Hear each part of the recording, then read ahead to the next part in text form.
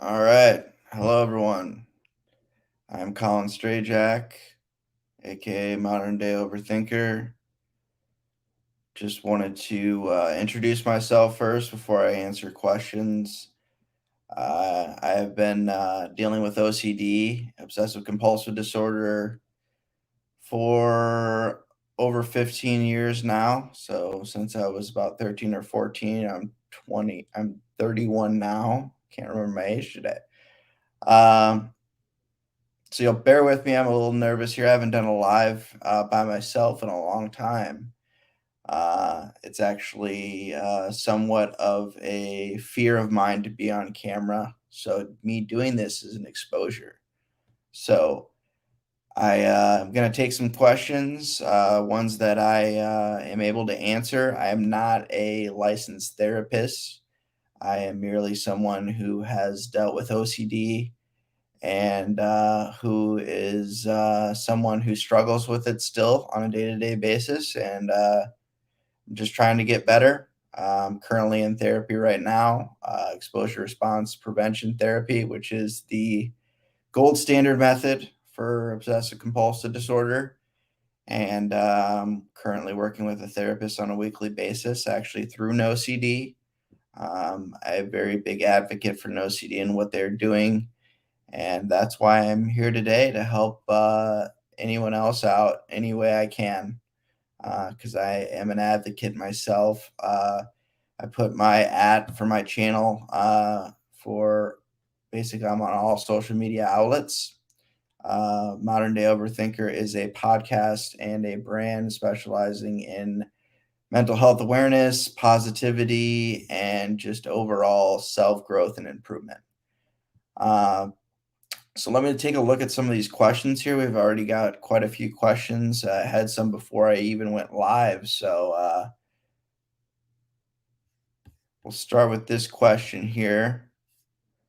So, how to cope when you don't feel like yourself and it almost feels like you've developed an identity regarding your obsessions. I feel scared that I'm not myself and going insane. Definitely been there. I can only share my experience. I'm not going to say this is the best method or the only method. So one thing I have done is developed a basically a thought record. Is a good thing to do to write down your thoughts uh, or keep them kind of mentally stored, like I do, and be able to recognize the thoughts that really aren't you and that are OCD and label them, uh, and make sure that you are sticking to your moral compass. If it's something outside of your moral compass, then it's obviously a red flag. And it's something that your OCD or your bully, as some like to call it, is tricking you into believing. It can drive you insane. It can take over your thoughts. I understand that, but the best thing to do is kind of map it out and take a step back and focus on what your thoughts are and what is really what you want to be thinking and what you don't want to be thinking. And what you don't want to be thinking about is your OCD more than likely talking to you. I hope that helps a little bit. Like I said, that's a tricky one. And obviously, any therapist that specializes in OCD and exposure response prevention can help you out with dealing with those thoughts. Let's see.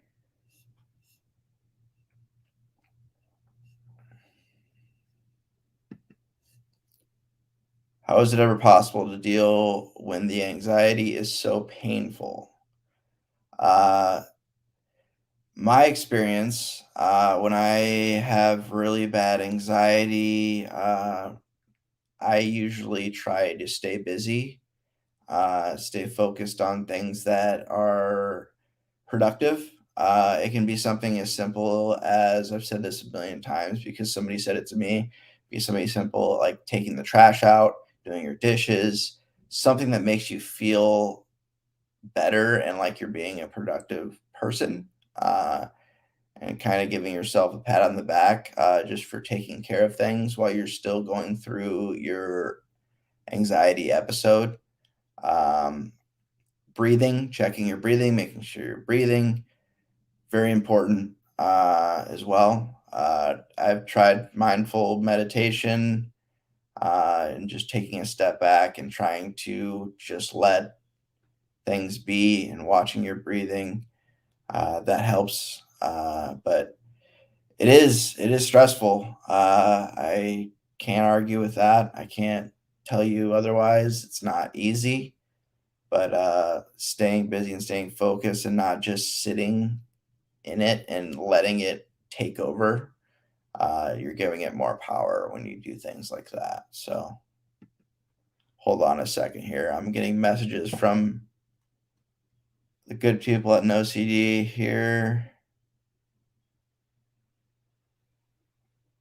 Okay. Just wanted to make sure I'm good here.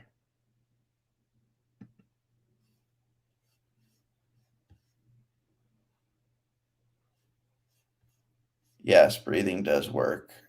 Uh, it's weird because just like, yeah, I already know how to breathe. I'm still alive, you know? But really checking on your breathing and your patterns and making sure you'd be surprised. It's crazy.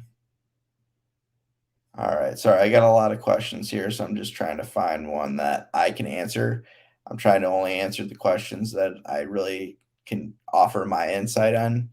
Otherwise, there's going to be other lives with licensed therapists that are going to have more information than I do. I'm just trying to offer my experience and share that with you guys and gals and everyone else. Um,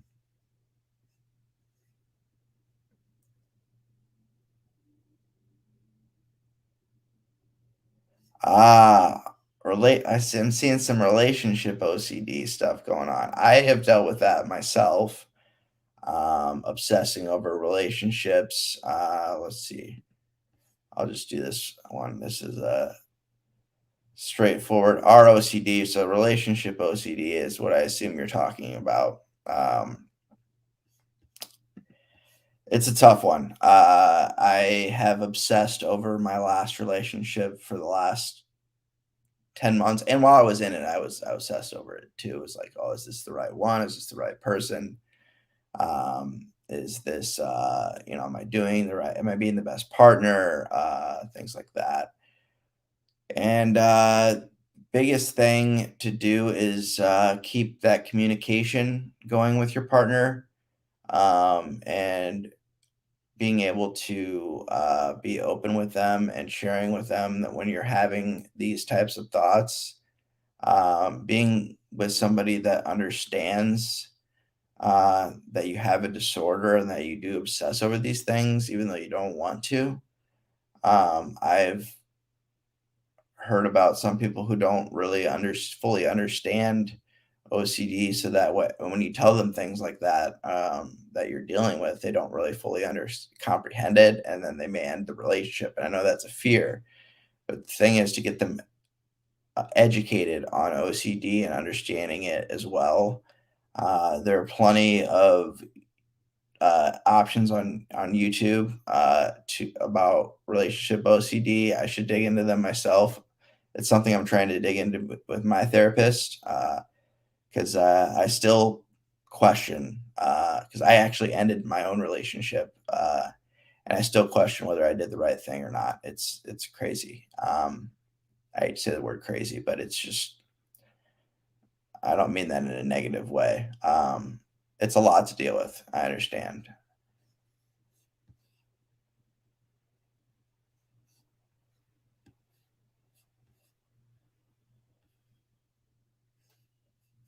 Let's see here. I'm looking at all the questions here.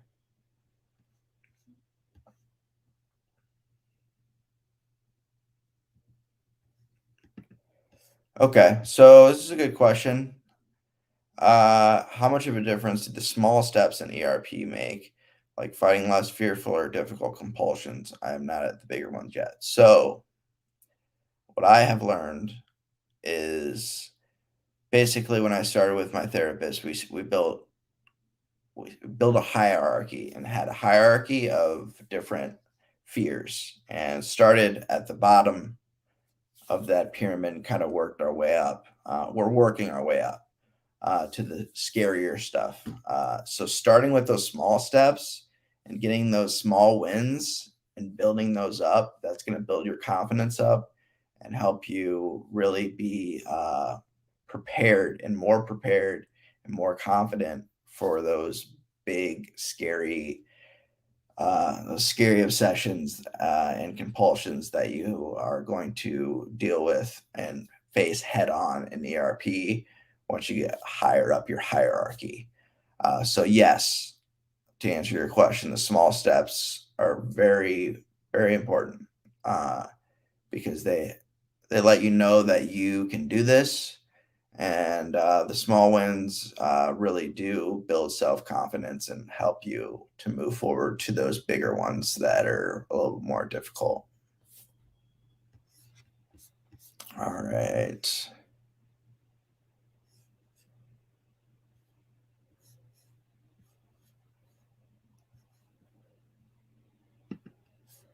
So I don't know this from a professional standpoint because I'm not a professional therapist or anything. I'm just someone who experienced. I've known people who hoard things. Um, and I've had issues with throwing things away. My thing is I hoard documents for some reason. I don't throw things away. I think I'm going to need that document for some reason, even though most things are online. I think it's just the fear of uh, that future fear of something happening being a huge thing that goes into hoarding, at least from my experience. Um, or just a lack of there might be some depression mixed in there as well. I've noticed that it kind of goes hand in hand. The worse it gets, the more depressed you are, less you want to try to take care of it, and the more it builds up. And it builds up to a certain point where you're just like, oh, now it's just too much. I'm completely overwhelmed. And that's when it's best to ask for help and have somebody help you out with that type of situation. Hoarding is a very serious thing. Trust me. I've known and gotten close to a hoarder, and it's very difficult to deal with. And so I really commend you for asking that question, and for if you know somebody that deals with it. I know that it's really difficult. I can only, like I said, I can only share my experience on it, and my experience is it's an attachment thing. You're attached to whatever it is you're hoarding, and you can't let it go. And you obsess over that, and you think letting it go, something bad will happen, and start with something small maybe, and getting rid of it, and noticing that there's not going to be an issue with that. Kind of those small little wins that I was talking about with the other question.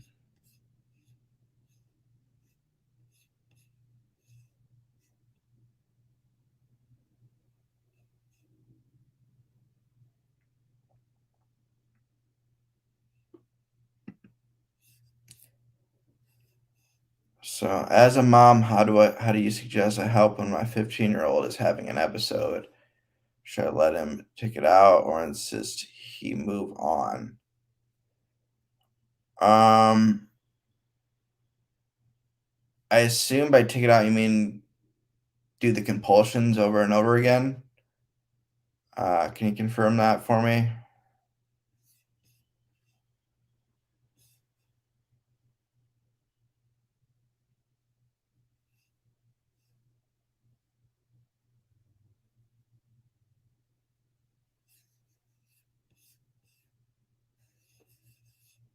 I don't want to mispronounce your name. Is it Merle? So letting someone, yeah, you want to try to help them, and but not.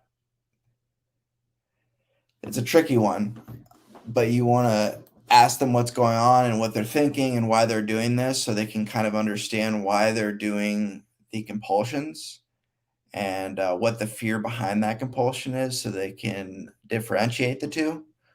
But yeah, I wouldn't let them just keep doing it because they'll get stuck in the loop. Any way they can stop that loop is definitely a good thing, but they need to be able to do it on their own, obviously. Otherwise, it's going to keep happening. My biggest problem is where I have the most compulsions, where I act on the most compulsions because I have obsessions all the time, is when I'm by myself because there's no one really to notice or to say, hey, what's going on, or to put me in check. So the real test is when you're by yourself because that seems to be when things get worse. Um, I like this question a lot, so I'm going to address this. Starting therapy tomorrow, any advice? My advice is to be honest. If you have to, if you're someone that has to write things down so you don't forget, remember why you're there and try to stay on task and make sure you find a therapist that'll try to keep you on task. I know if my therapist is watching, she knows that I try to throw her off. I don't even do it on purpose. I do it subconsciously. Um, and as a means of avoidance, avoidance is a big part of OCD. If you avoid something or avoid doing something because of fear, it's only going to get worse. Uh, so definitely be honest with your therapist and remember that they work for you and that you're paying them. So make sure you stay on task. A good therapist will keep you on task, but sometimes you have to remind them, be like, oh, wait, let me take a step back. I was going off track. So definitely a good thing to remember in the back of your mind. But yeah, honesty, be as honest as possible. Just lay it out on the table and also let them know what you want out of therapy. And they'll probably ask you that question anyway, but it's one of the first questions you usually get asked. But what you want out of therapy while you're there, stay focused on what you're there for. Let's see here.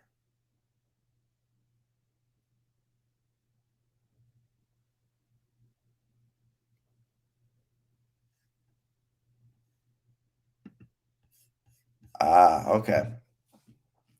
This is a good one. So my OCD is entirely centered around avoiding having a panic attack in general. Home is my safe space, so my compulsion is heading home. My world is shrinking. What type of OCD is this?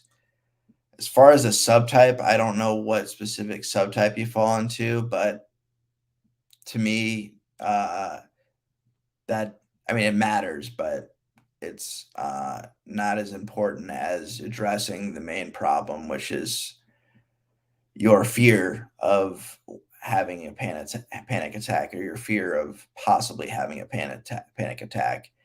And home is your safe space. So I would start by trying little things like going to the grocery store instead of avoiding going to the grocery store. And I'm assuming you probably order a lot of takeout, a lot of delivery, and things like that. So you don't have to leave your house. I've been there. And so just doing little things like that, or maybe going for a walk, just getting outside your house, especially depending on where you live before it gets too cold and you can't really do that as easily. Um, I don't really know the type of OCD that is, but avoidance gives OCD power. And the more you do that, the more power it's going to have. So the quicker you can get into exposures, which exposures would be just simply leaving your house and doing other things, and noticing that you're fine. Start with little things, obviously, stuff that you need to do, like go to the grocery store, go get gas, go to work, things like that. And get those small wins like we were talking about earlier. And definitely I would definitely check out getting a therapist if you don't already and talk to them about it as well, and they'll give you some more pointers that'll be able to help you. So treatmyocd.com. You can sign up for a free consultation. They aren't paying me to do this, by the way. I'm doing this for free because I believe in what they're doing. Thank you for that question. I hope that helped a little bit.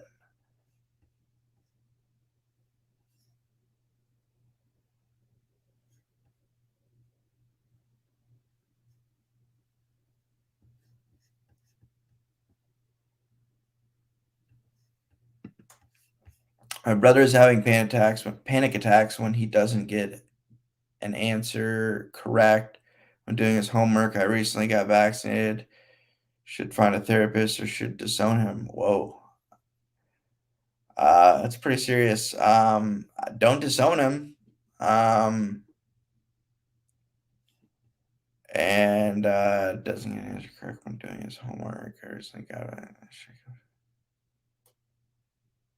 definitely have him seek therapy. I mean, I don't really know how else to answer that. Don't disown your brother. Yeah.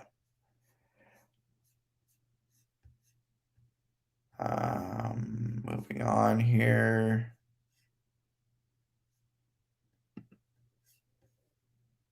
Uh, yeah, there can be. There can be like the obsessive thoughts. They kind of go hand in hand, to be honest with you. Intrusive thoughts are going to be the more um, sick, fearful thoughts. Like, if I don't do this a certain way, someone's going to die. That's going to be an intrusive thought. Um, or just like having a thought about, hey, I want to kill this person, or I want to do this to this person. That's getting really dark, but these are serious thoughts that people have. And then you start obsessing over those intrusive thoughts. So it can kind of go hand in hand from my experience. Again, a therapist might tell you a little bit differently than me. But intrusive thoughts are those sick, dark thoughts that are tough to share with people. But trust me when I say that if you seek therapy, especially with a therapist that has experience with OCD, they have heard it all. And you do not be afraid to share it with someone. As soon as you share it with somebody, it's going to take a lot off of you and a lot off your shoulders, and you're going to feel a whole lot better just right away just from sharing it. Because I had experience with that in the past.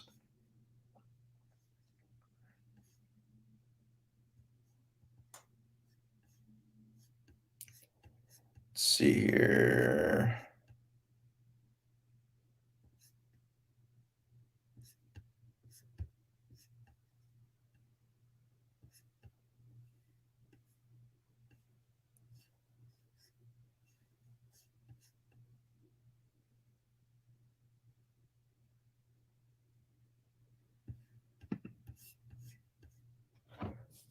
All right, this is a good one because I definitely have been there.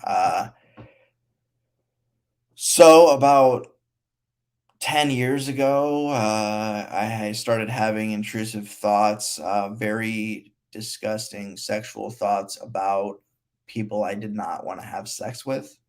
I'm going to say that openly and honest. And it was hard for me to tell anyone that for a long time, but I'm saying that to live people right now. Um, and that drove me to the point where I wanted to end my life. However, as soon as I shared that with somebody, I shared it with somebody in the medical field. I shared it with a nurse actually because I went to the hospital because I thought that I was either going to I don't know what I was going to do, but I didn't want to live anymore. So I went to the emergency room, and I remember a nurse specifically telling me at the hospital that everyone has these thoughts. Everyone has thoughts like this. The only difference between people with OCD and people who don't have OCD is that they get latched onto that thought.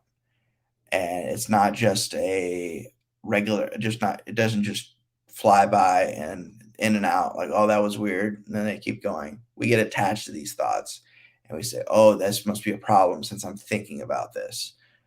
When in theory, everyone has intrusive bad thoughts.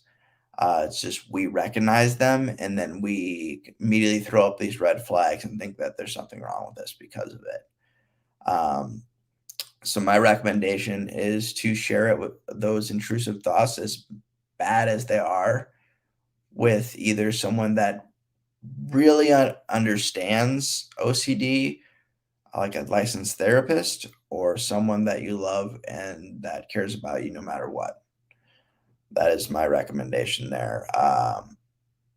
But definitely keep going. And those thoughts can get really bad, and I understand, but it does get better the more you share those thoughts with someone else, and the more that you differentiate yourself from those thoughts. That those are OCD. That's the OCD talking, and not you. That is not directly correlated to your moral compass and what you truly believe and what you truly want.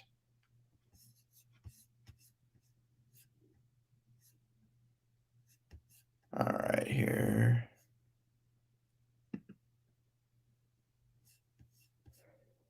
What is the goal in OCD therapy? So the goal in OCD therapy, especially with the exposure response prevention, is to limit or completely eliminate, if possible, compulsions. So people with OCD are going to have obsessive thoughts, or or going to have intrusive thoughts. These thoughts are going to happen. The biggest thing that OCD therapy can do is getting comfortable with having those thoughts and also getting comfortable with not acting on compulsions. So there are different types of compulsions. There are mental compulsions that are basically saying, "Oh, I had that thought. That's wrong. That's bad. That's not me." And basically giving the thought more power, instead of letting it be like, oh, that was just a thought. I'm going to let it go by. Or there's actual physical compulsions, like I have to touch this so many times, or I have to check this, or uh, do that so many, whether it's multiple times or a certain way. So eliminating those compulsions, whether it's mental or physical, that's the goal. That's the main goal. Eliminate or completely, not completely, but minimize compulsions is the main goal of OCD therapy. And recognizing your thoughts and recognizing what's OCD and what's not OCD.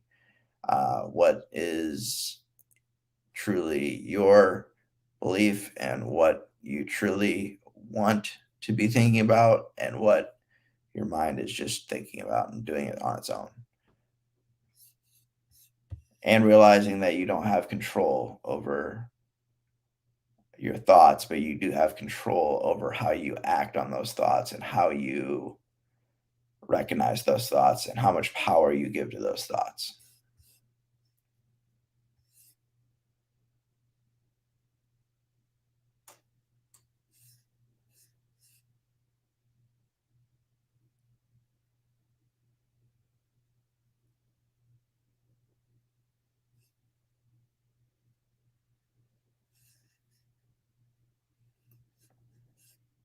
Kathy, I see your comments here, and I want you to know that that people do care about you, regardless of whether your family is in your life or not. Um, I definitely recommend, obviously, going to therapy, because it's very important and it's going to help you out a lot. And finding someone to help you that understands what you're going through, because there's a lot of people out there that deal with the same issues that you're dealing with. And telehealth and teletherapy, such as an OCD, is huge for people that are struggling to, to get out of their house. Um, if one thing good came out of the pandemic, it's the amount of resources there are for telehealth now.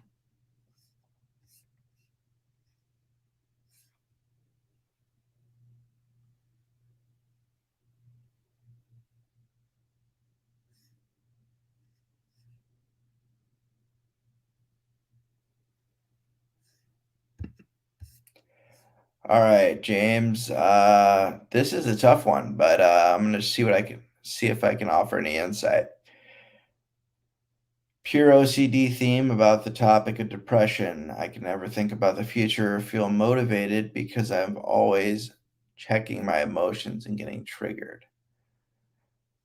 So, this goes back to what I brought up. I had some tips earlier about staying busy and staying focused in the now.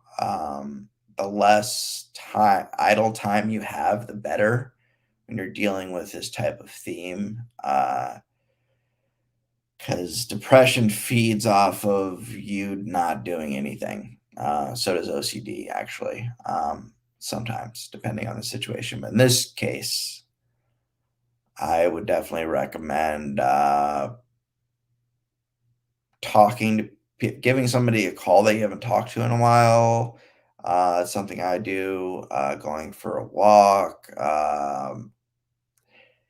reaching out, staying busy, getting things done, errands, simple tasks at home. Just doing your best to stay in the now and focus on the present because uh, it's only going to get worse if you keep focusing on the future and what's going to happen. It's a tough one. It is really tough, James, and I really wish you the best of luck. And I hope you end up seeking therapy if you're not already.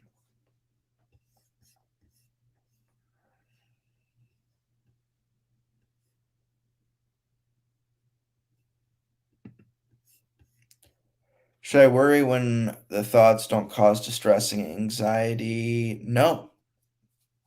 If you have these thoughts and they're not causing anxiety, that means you're doing something right and you're getting better. As long as you're not having intrusive thoughts and acting on them.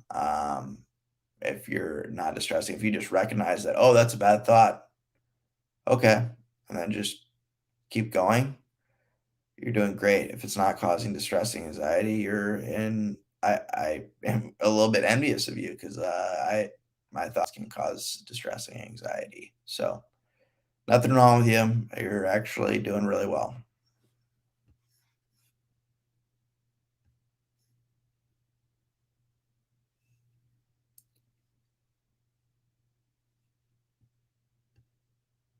Let's see here.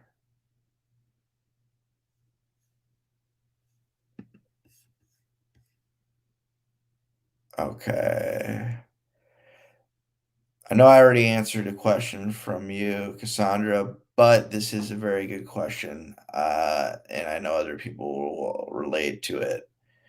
Um, it's not really a question; it's a statement, but I'll address it because I've been in this situation. So what scares me is that if I keep having the thought, I'm going to manifest it. Very, very common. Uh, however, that means you're obsessing over the thought and you're giving it more power. So differentiating that thought with you and what you really want as a person and separating that and letting that thought just simply be a thought is going to help you out tremendously. From my experience and from what I've been told as well. I struggle with this one. This one's something I'm still working on. But going back to what you really want truly deep down to your core, do you really want these things to happen? Um, Probably not. And that's what you have to remember. That helps me a lot, knowing that, this is just my brain and the way I'm wired, and it's trying to. We're our own worst enemies, and we have to remember that, but we have to keep fighting and know what we really stand for. I hope that helps a little bit. I know that's tough. I know it's tough going through that. That is very common.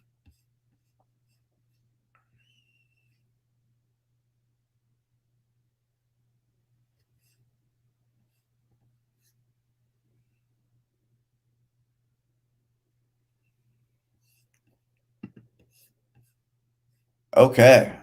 So yeah, I think a lot of people deal with this one right here, and don't even realize how bad it is.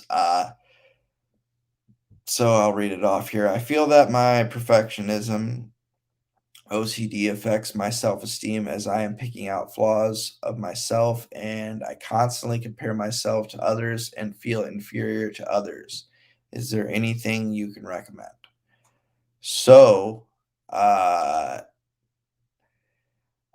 I have a feeling you're on social media a lot, which is going to be something that's going to cause you to envy others, and feel inferior to others. I have had this issue myself, or my friends that are more successful than me, things like that. Um, I would say for this, what I would recommend doing. I've actually learned this in recovery. I'm in recovery as well. I am in a recovery 12-step program. That's all I'll say about that. But one thing we talk about there is, and also people talk about this in therapy as well, is creating what's called a gratitude list and listing the things that you are grateful for.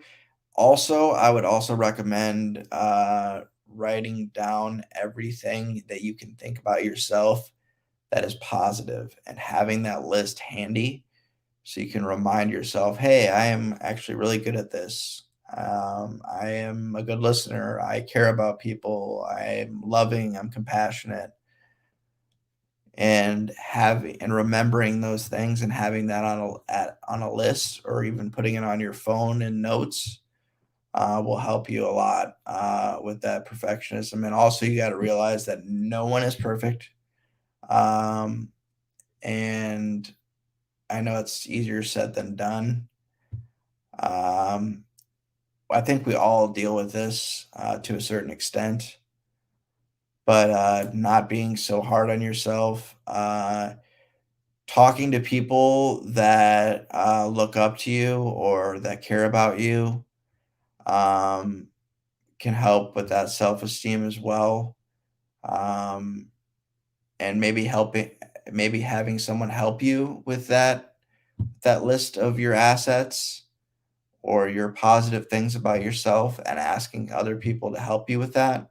Like, what's something positive about me? What's something that you really like about me? And remembering that and keeping tabs on those types of things, the positive things, so that way you can focus less on the negative things, and also surrounding yourself with more positive people as well, that are going to build you up and not bring you down.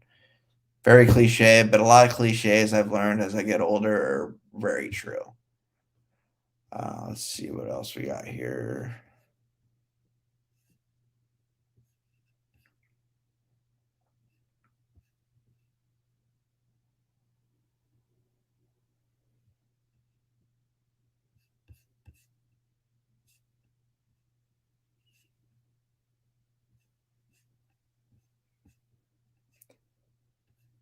So I'm only answering the questions that I have experience with or are able to answer. I'm not skipping over questions just because I don't like them or anything like that.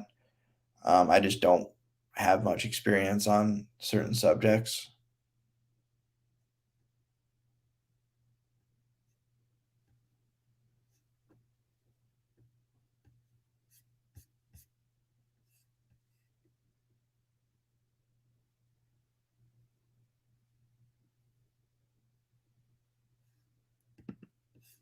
Why is OCD so annoying? It's a loaded question. It is very annoying, and it's something that we and it's not something that's going to go away, but it can get a lot better with therapy, especially ERP therapy. Um, but yeah, it's very annoying. I think everyone watching can agree with that.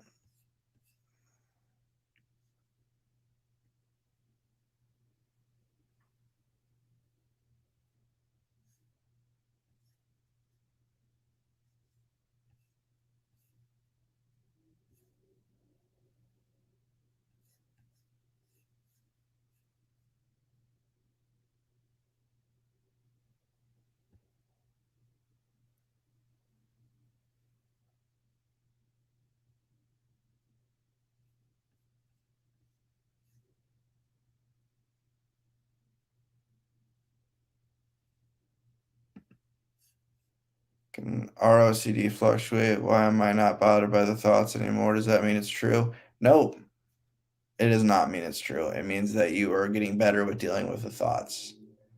Um, Thoughts are thoughts. Not all thoughts are true. It's one thing I have continued to learn and have to continue to remind myself of.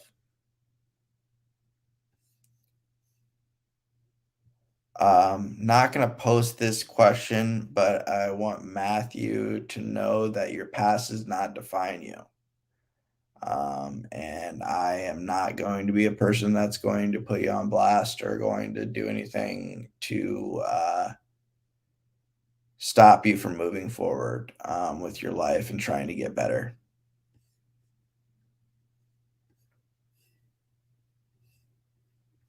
Let's take a look here.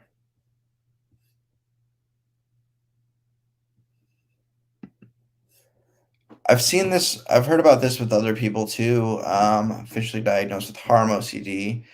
I am 41, never experienced anything like this. Why now? Not at all in my life. It, I can't really say why it happened now, but I do want to touch on harm OCD, and that's one of the more common subtypes. Harm OCD is basically when you think that you are going to harm someone even though you don't want to. Obviously recognizing that you don't want to is part of that, but your OCD tries to convince you that you're going to somehow, and it's usually in a very unrealistic way. I would say that stress or some type of event may have triggered this to happen, but I am not a licensed therapist, so I don't know the exact answer to that question. But I will say that you are not alone when dealing with harm OCD, and that therapists will be able to help you.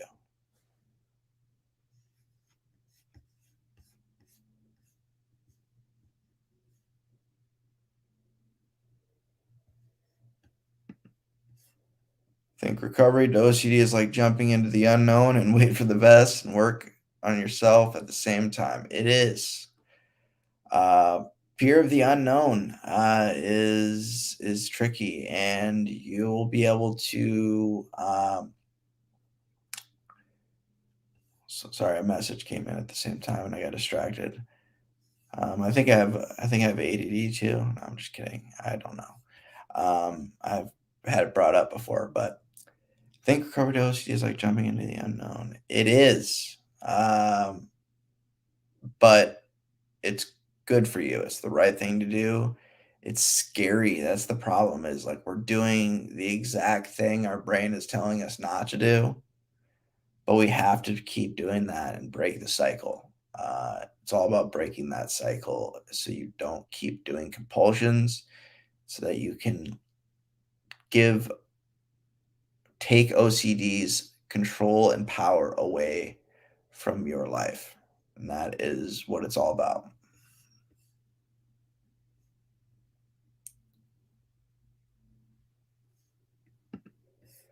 Much of my OCD has to do with the past. Sometimes I feel trapped and can't enjoy the present.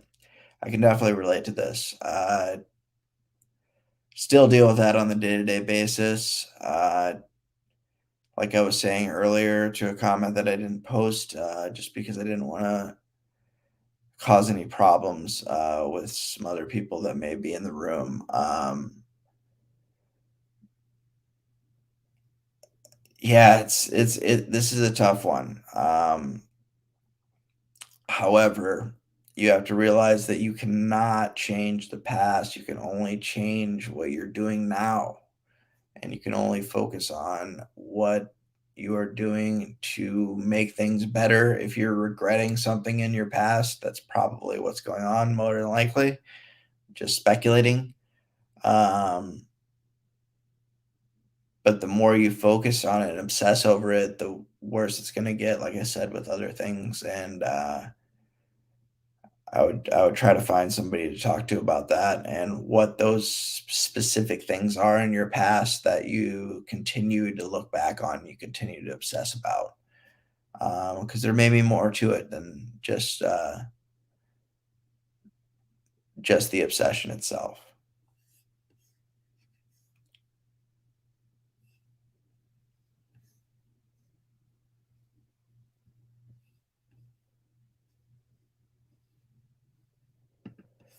So I've heard about this one a lot. So is the fear that you're going to cheat on your partner, somehow? I've seen this question a couple times. So I want to just confirm.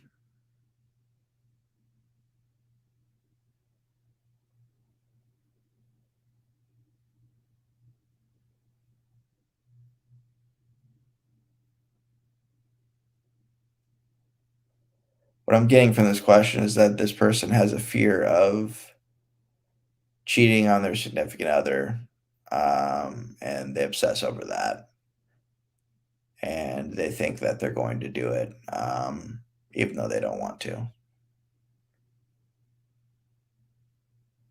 So my advice to you would be to let your partner know that you're having these types of thoughts and be very clear that you do not want to cheat on them. And also definitely talk to a therapist. A therapist, whether it's on this platform or not, but somebody that specializes in OCD. Um,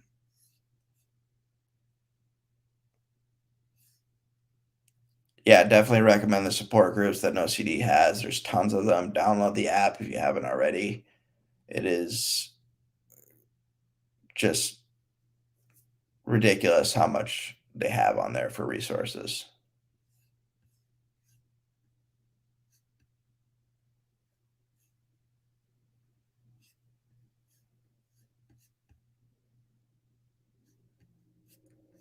All right. Any other questions?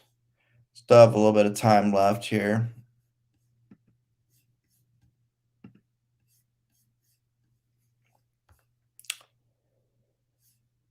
While I'm waiting for another question here, just want to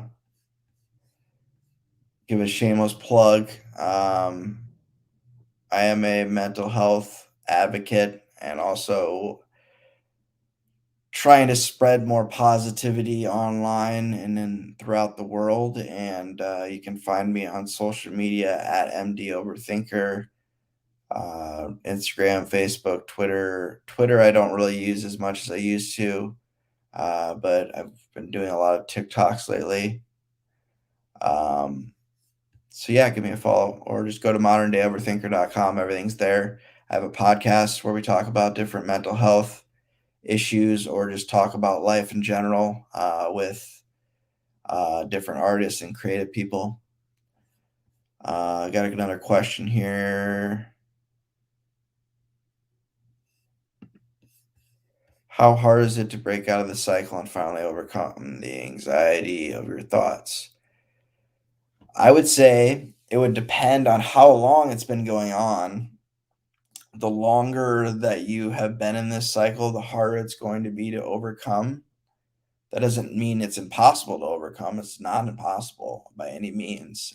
You can definitely overcome your anxiety and your thoughts and be able to live a normal life. But breaking the cycle really depends on how bad it is, to be honest with you. If it's really bad, it's going to take some time and it's going to take some work. But the work that you put in therapy and doing your homework, I know my therapist might be watching right now, and I'm trying to do my homework. But you got to put in the work. Otherwise, you're going to continue to suffer. And I hate to be so straightforward and blunt about it, but it's true. I mean, you have to reach out for help. That's the first thing. And listen, take suggestions from the people that want to help you, and continue to fight and continue to keep going and working on what you need to work on to get better.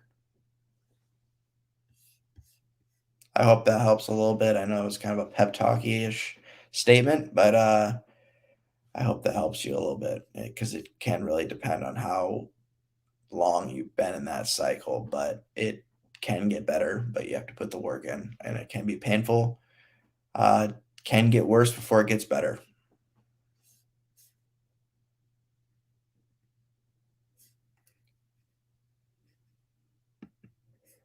I want to tattoo the word maybe in the future. That's one of the things that my therapist has taught me to when I have like the an intrusive thought or a thought where I want to act on a compulsion, instead of acting on the compulsion and addressing that thought and saying maybe that's true, maybe it's not, just letting it go, and not giving it the power to be right, not giving it the power to be wrong. Just letting it be and moving forward, because you don't want to give that thought any more power, because that's what's going to drive you to do more compulsions and to have more issues.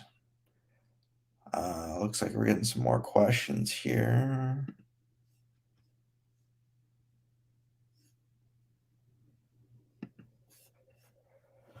Yeah, so some of the progress that I have made from doing therapy. So I've been doing therapy on and off for many years, but I've really focused on it, hyper focused on it over the last couple of months. Um, I've done some things that I probably wouldn't have done previously. I was seeing a therapist for a couple of years, and I was always talking about doing certain things and trying things new that I was scared of that would get me out of my comfort zone. And one of those that I kept talking about a lot was doing stand up comedy because I've always liked stand up comedy. And since not too long ago, I was able to try that, and I've done it a few times since, and it is like an exposure because I don't like, I've always had a fear of talking in front of people, and getting really nervous and anxious, and, there's not much, scarier and well, there's scarier things, but, getting up on a microphone and everyone's just waiting for you to say something funny, puts a lot of pressure on you.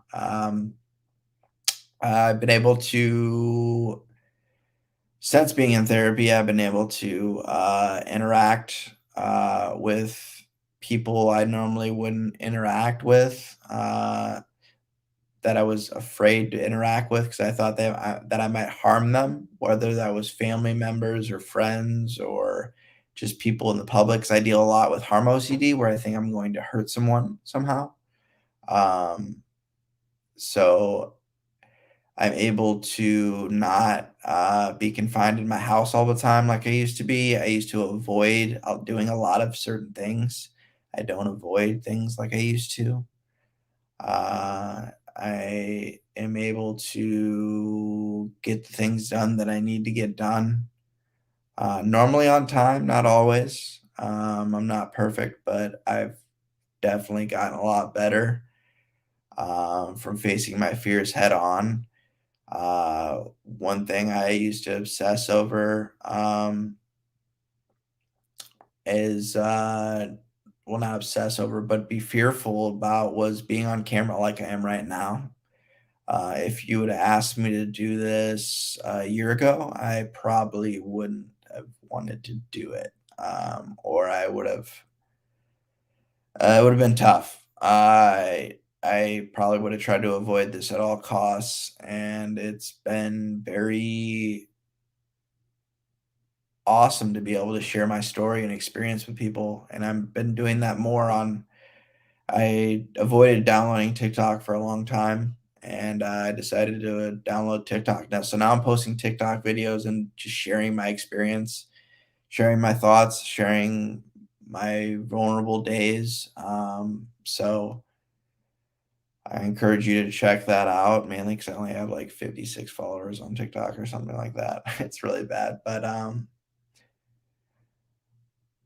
I therapy has been just awesome for me, and once I found a therapist and also I found a good psychiatrist too that, will push me, that completely they understand me, and, that's been huge, and there are a lot to choose from therapy-wise on this app, so and, also with just telehealth in general, the options are a lot, less limited than they used to be. Um, I see a question about OCD starting. It can start at any time. I mean, it can. I've heard about postpartum OCD. Um, there's a therapist that does a lot of lives. Jenna Overbaugh. Shout out to Jenna if she's watching. Hers didn't start until after she had her child. Mine started when I was 13, so right around that age where things start to get a little weird anyway. I've heard that from other people too, 13, 14, right when your brain's starting to and your body is starting to change. Um,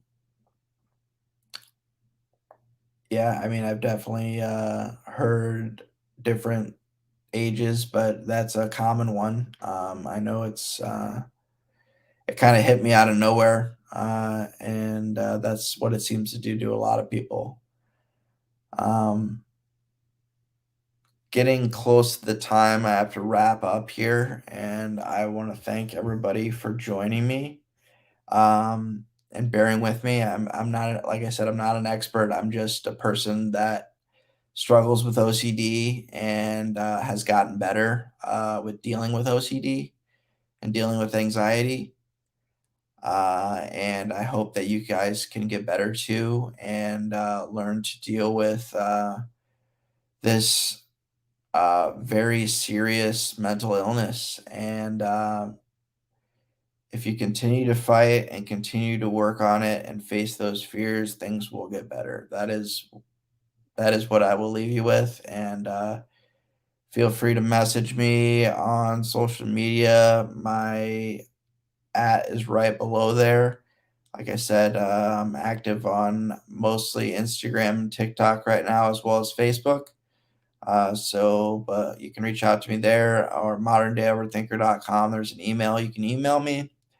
Be happy to answer any more of your questions or just have a conversation about mental health in general. Always down to talk about that. And